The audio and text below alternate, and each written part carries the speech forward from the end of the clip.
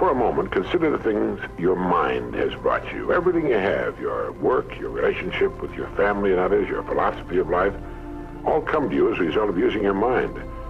Now consider the estimate made by experts. You have probably been operating on less than 10% of your mental capacities, much less. Man is using a very small fraction of his capacities.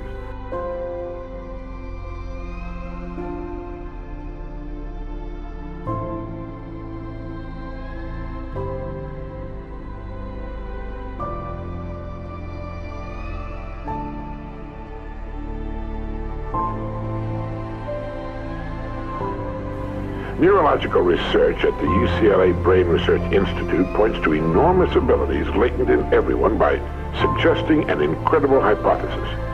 The ultimate creative capacity of the human brain may be, for all practical purposes, they pointed out, infinite.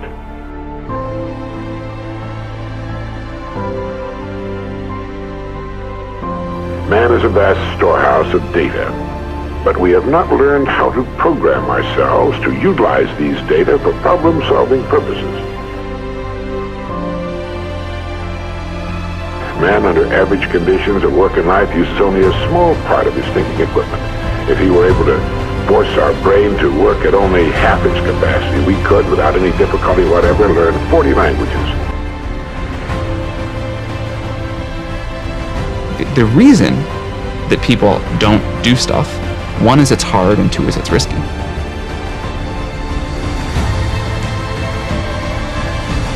I think history belongs to the doers. And I think you should take a risk.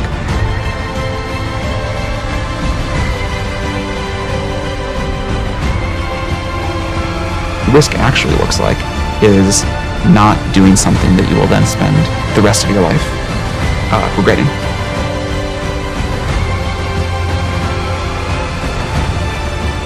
I think most people give up on things way too early.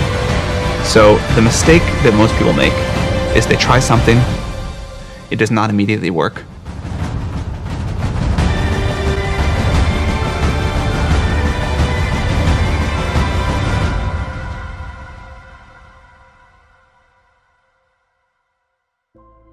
Living successfully, getting the things we want from life is a matter of solving the problems which stand between where we now are and the point we wish to reach.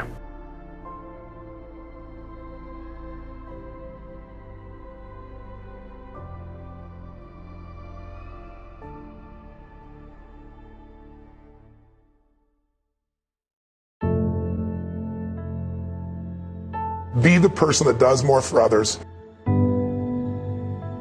No one is without problems. They're a part of living.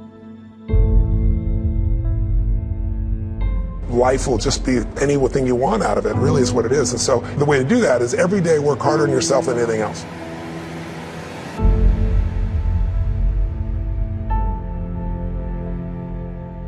Because if you become more intelligent, more valuable, more skilled, you can add more value to other people.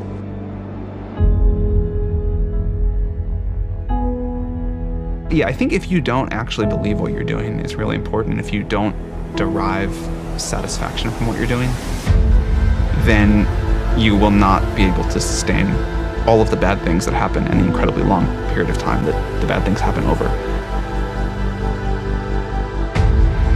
And so the only motivation that I have seen work for people over a long period of time is enjoyment in what they're doing and an intense belief that it matters.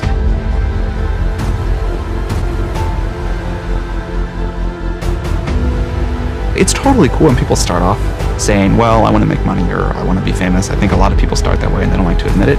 But pretty quickly, or at least in the first few years, I think a lot of people find a deeper mission for why they do what they do. And that drives them then for the rest of the time they work.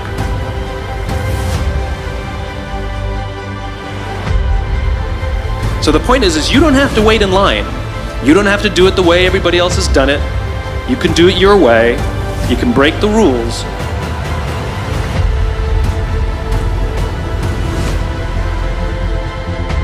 That's rule number one. It is the generally accepted theoretical view of man's mental potentialities. Now, how can we tap this gigantic potential?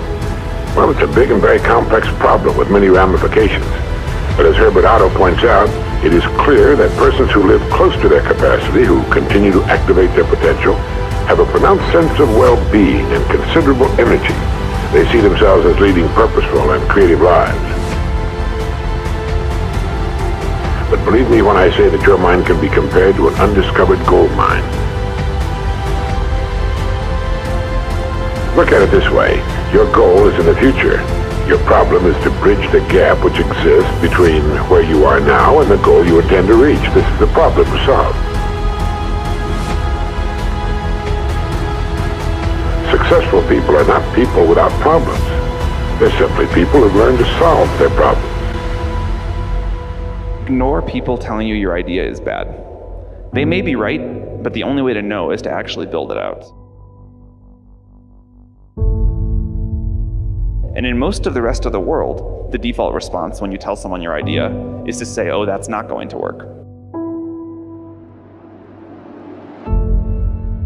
And this is really toxic for startups, because you have to believe in yourself. And the good ideas, because they sound like bad ideas, are so fragile and so killable.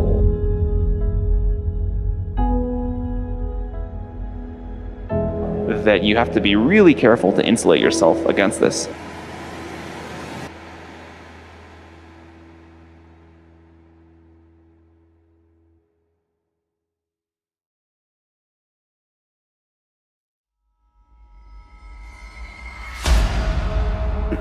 We don't do anything without an idea. So they're beautiful gifts.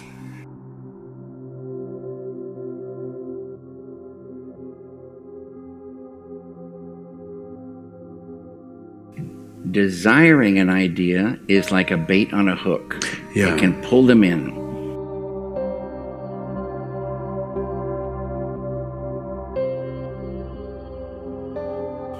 And if you catch an idea that you love, that's a beautiful, beautiful day. And you write that idea down so you won't forget it.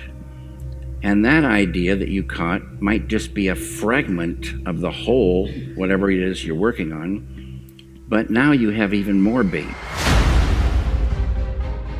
Thinking about that small fragment, that little fish,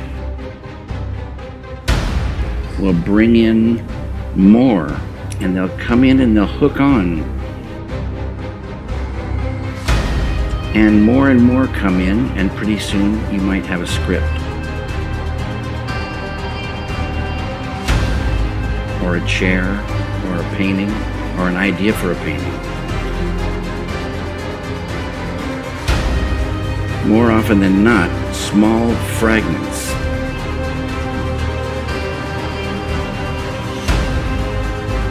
I like to think of it as in the other room, the puzzle is all together.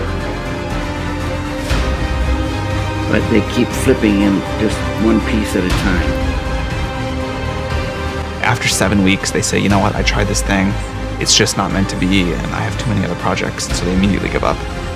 Being young and unknown and poor, that is actually a great gift in terms of the amount of risk you can take. That's a beautiful thing to think about.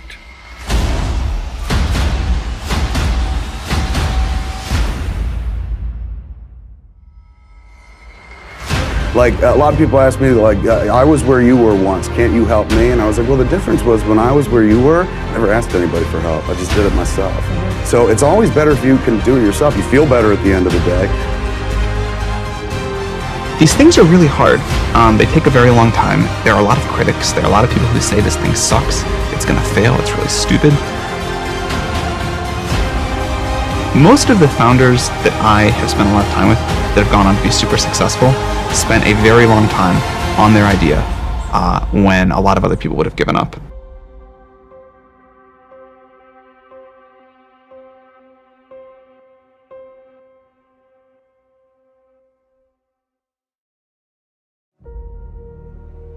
There's always a sense that people have that it's really hard to come up with answers. all the answers have already been discovered in one way or another. And I think that's not the case. And I sort of divide things up into conventions, which are things everybody knows to be true. At the other extreme, there are mysteries, things that nobody can figure out. And in between are these things that I call secrets, which are things that you could figure out. They're hard, but if you really work at it, you could figure something out. There are many secrets left to be discovered. I actually think that this is a somewhat non-conventional view, is that most secrets have been discovered and that there's nothing new to find. And so I think there are a lot of fields where new things can be found. We're often discouraged by sort of a version of globalization. We think there are 7 billion other people in the world, and there will always be someone who will have already thought of it. And if no one will have thought of it before us, it must be almost impossibly hard. And so it ends up being this sort of self-fulfilling thing where we don't even try. And I do think the only people who will discover secrets are people who work at it. Many of these great companies have something like this at the core.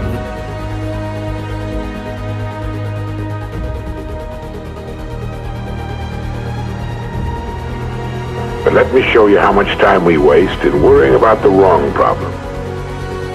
Here's a reliable estimate of the things people worry about.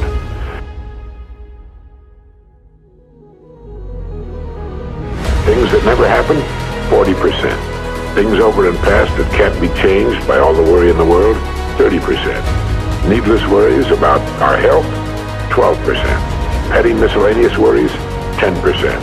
Real, legitimate worries, 8%. 92% of the average person's worries take up valuable time, cause painful stress, even mental anguish, and are absolutely unnecessary. And of the real, legitimate worries, there are two kinds. There are the problems we can solve, and there are the problems beyond our ability to personally solve. But most of our real problems usually fall into the first group, the ones we can solve if we learn how. The only thing in the world that can take you to your goals in life is your mind, its effective use, and following through on the good ideas it supplies you.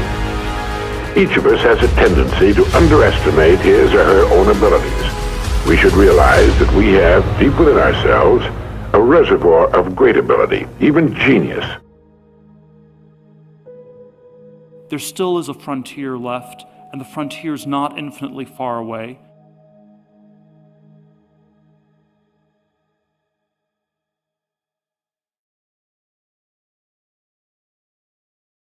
But there are many places where you can still get to the frontier. There are many directions you can go where the frontier is close and where there's a lot left to be discovered. Now I'm going to assume you've decided upon a goal. Your problem is, how do I achieve it? Your goal may be a promotion, a greater income, a beautiful home. It makes little difference what your goal happens to be. But you have your goal, and you know that you will become and you will achieve what you think about. That is, if you stay with it, you will reach your goal. But how? Well, it's right here that your mind comes into play. What is your mind? No one knows for sure. Perhaps the best way to describe it is to quote Pulitzer Prize-winning playwright Archibald MacLeish. The only thing about a man that is a man is his mind. Everything else you can find in a pig or a horse. The human mind is the one thing that separates us from the rest of the creatures on Earth. In order to reflect just a moment on the human mind, consider what it's accomplished. Human knowledge has advanced more in the past 50 years than in all the preceding 10,000 years of human civilization. We're entering an entirely new age of man, the age of the mind, and you own one, free and clear. Pick 1 hour a day on which you can fairly regularly count. And during this hour every day, take a completely blank sheet of paper. At the top of the page, write your present primary goal, clearly, simply. Then, since our future depends upon the way in which we handle our work, write down as many ideas as you can for improving that which you now do. face it with faith, and bend all the great powers of your mind toward solving it. And believe me, solve it, you will. It's like spending 5 hours a week digging in a solid vein of pure gold, because your mind is all of that and much more. 2, if everything you now have is the result of using, say, 5 to 10% of your mental abilities, you can imagine what life will be like if you can increase this figure to 20% or more.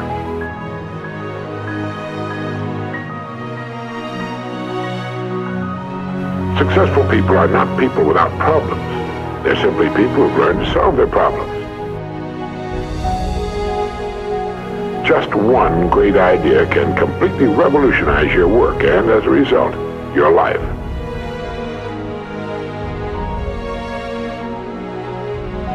Just one great idea can completely revolutionize your work and, as a result, your life.